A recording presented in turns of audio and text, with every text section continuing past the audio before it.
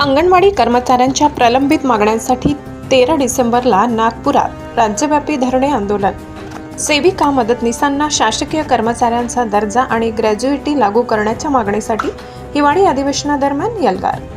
नमस्कार, तुम्ही पाहता सम्राट V7 न्यूज.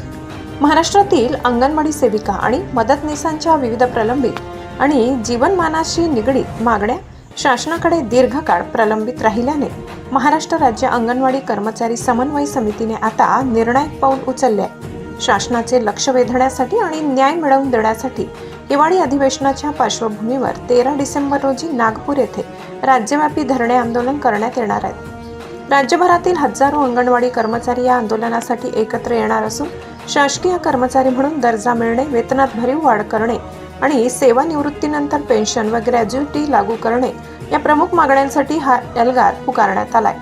समन्वय समितीने प्रसिद्ध केलेल्या पत्रकानुसार राज्यभरातील अंगणवाडी कर्मचारी 13 डिसेंबर रोजी सकाळी 11 वाजता यशवंत स्टेडियम धंतोली नागपूर येथे एकत्र जमून ठामपणे धरणे आंदोलन करतील. संयमाची सीमा संपल्याने आता या कर्मचाऱ्यांनी त्यांच्या हक्कासाठी थेट विधिमंडळ अधिवेशनादरम्यान आवाज उठविण्याचा निर्णय घेतलाय. या आंदोलनात अंगणवाडी कर्मचाऱ्यांनी खालील महत्त्वपूर्ण मागण्यांवर जोर दिलाय.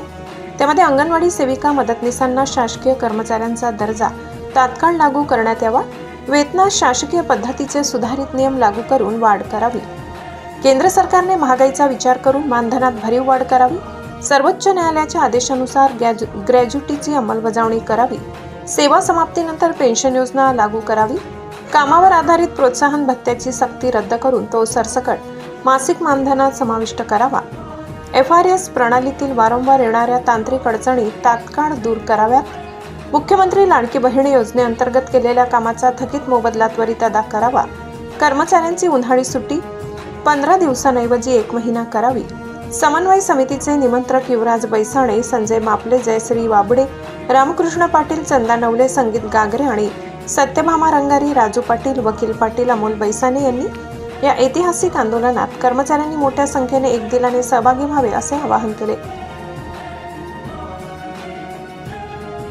सम्राट V7 न्यूजसाठी तळोदा तालुका प्रतिनिधी गोपाल खर्डे यांचा स्पेशल रिपोर्ट.